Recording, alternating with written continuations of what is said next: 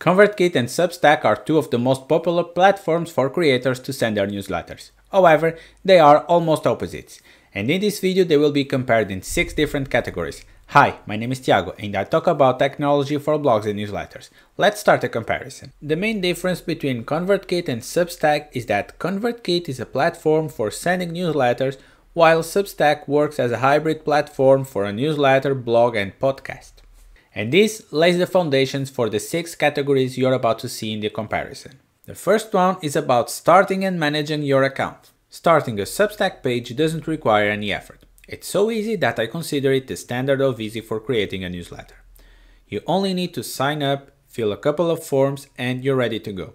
There are no complications or difficult things. Even non-technical people find Substack a breeze.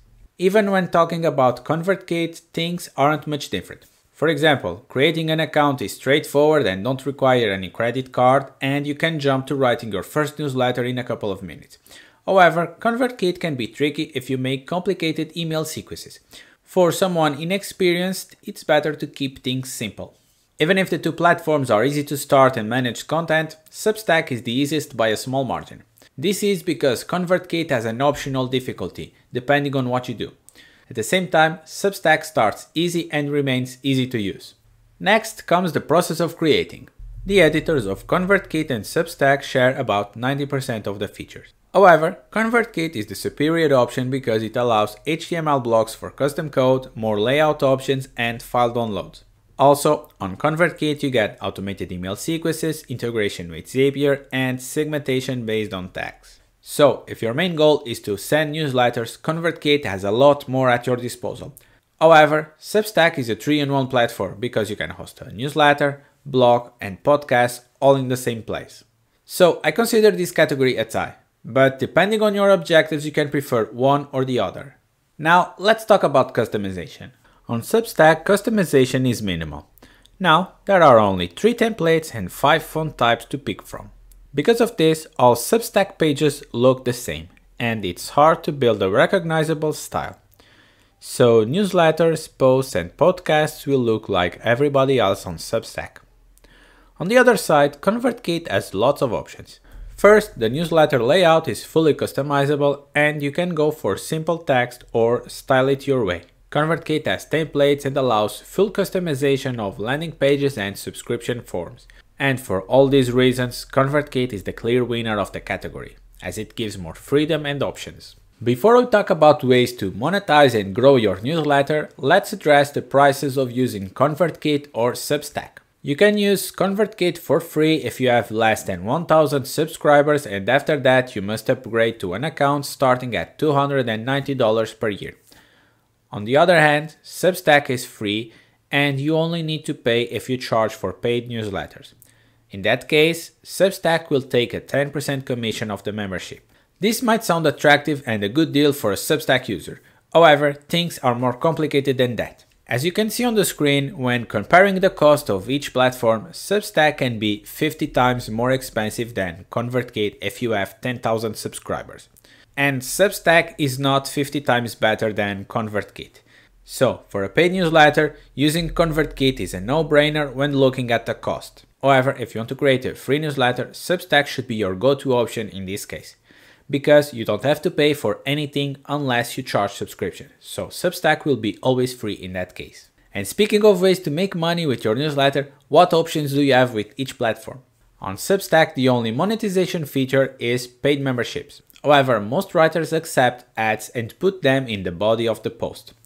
But this is something you can do with every tool and isn't a feature of Substack. Again, ConvertKit has a lot more to offer. Besides creating a paid newsletter, you can also sell digital products or have a tip jar. Digital products can be ebooks, paying you for consultancy, among other options. All this in combination with Substack content guidelines makes ConvertKit the superior option to monetize. Before I tell you what platform is better, let's see their growth tools. This category is their weakest spot. Neither ConvertKit or Substack are great at organic growth. Discoverability in Substack has been a known problem for quite some time. As a result, many things have been written about it and tools created to help find Substack newsletters.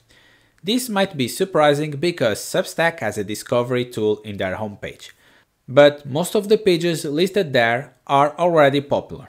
And when it comes to search engines, Substack barely brings any visitors.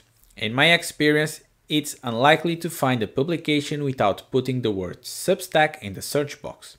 And even then, the results it shows aren't relevant at all. However, things aren't better with ConvertKit. At this moment, ConvertKit doesn't have a proper public archive and ways for people to find your newsletter. And if you want to grow using search engines, you must use other tools to build a proper website. So, Substack is a little bit better than ConvertKit for growing as a solo platform. Yet, if you use any of them as your main online publishing tool, you will rely heavily on social media to grow. So, which platform should you use? For a paid newsletter, I recommend you to use ConvertKit. It will have more options and will be cheaper. If you already have a blog, this is a no-brainer.